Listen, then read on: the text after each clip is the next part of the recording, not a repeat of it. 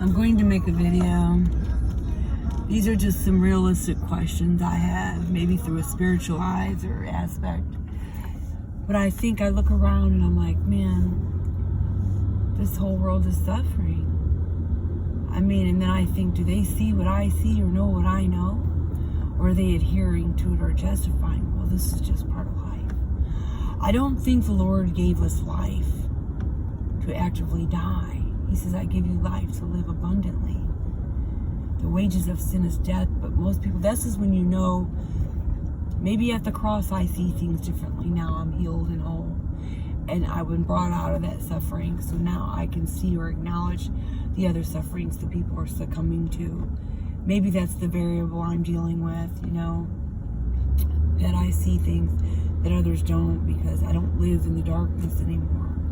I once walked in the course of this world. I can't justify or adhere to things I know have destroyed lives, families, futures, marriages. I just can't do it. You know, and I always, this is a question that I fight with every day. Do they see the things that they're succumbing to? Do they see the sufferings that they're going through? Or, you know, oh, this is just life, or these are just, everybody goes through these trials. It doesn't mean, you know, I said this before, that might be a true statement, but that's not why the Lord put us on this earth. We weren't given life to destroy it. We weren't given life to suffer. We might go through trials, but those trials should be our greatest. Our weaknesses should grow us into our strengths. Where we failed and we have flaws, or where the wisdom comes to rebuild our lives with that. Say, well, this is where the error was. This is what failed me. This is what failed other people. This is what suffering, you know, this is why where I say I'm at the cross, the sufferings are different. Like the Lord says, if the world hates you, it hated me first. Our carnal nature is to prefer the dark over light. We'll even justify the darkness that we've altered our reality. But that's not why we're given life. The Lord says here, I give you life. Today I give you life and death, curses and blessings.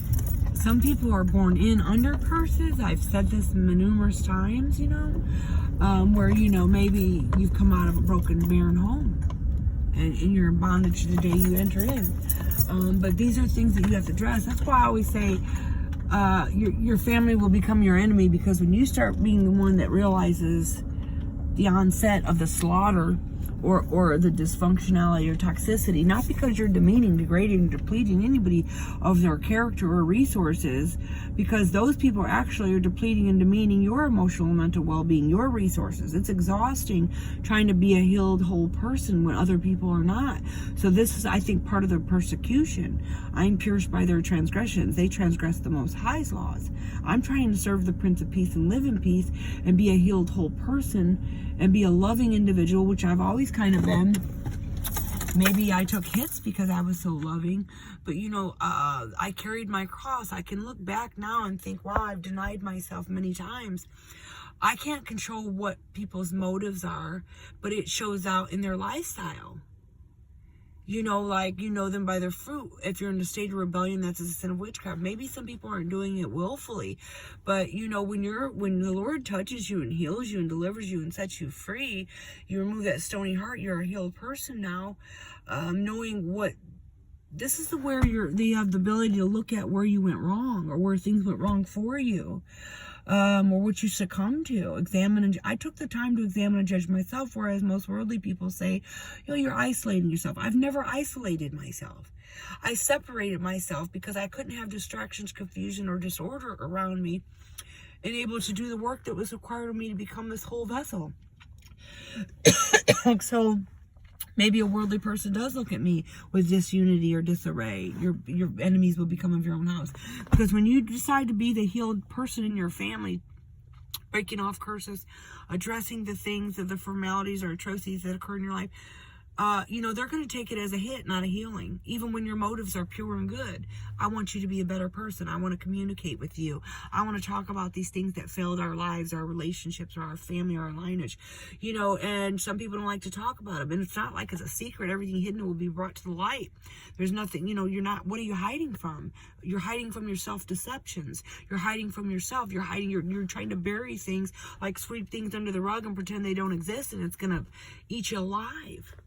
Some things need to be brought to the surface. Sin has to be acknowledged for it to be addressed. You can't just say, I'm going to pray this away. It's going to go away. I don't want to look at that. I don't want to see that. I'm just going to pretend like that never occurred. Well, you're hardening your heart to things that you need to heal from. You're pretending like things didn't occur, and they did. And those are the things that you need to address. Those are the things that threw you into darkness. You can't say they didn't occur. They did. They happened. You can't deny your emotions, your thoughts, your memories, and your feelings, because they're inside you. They never go away. You have to address those things.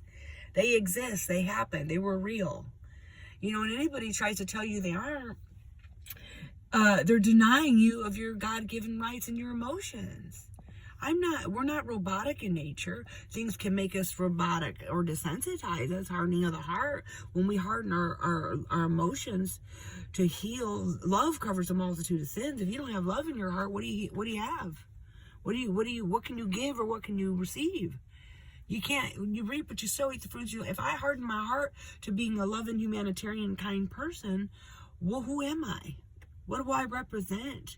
I'm not going to quit being a loving person because other people are in rebellion. That would make me live in misery. I could never even do. I have to go to sleep with myself at night and know that no matter what anybody else is doing, I did the right thing. Just like Cain, he didn't feel bad for his wicked deeds, the heart that devises wicked schemes. We can't live as a descendant of Cain, and then we're marked for death. Oh, wait a minute, I don't feel bad about this. Everybody else is doing it, so what? Why can't I? You can't live that way. You can't live that way and not have unforgiveness and remorse and think that you're going to live in peace. You're in the state of perdition or rebellion. And then, you're going to push all the good, healthy people out of your life.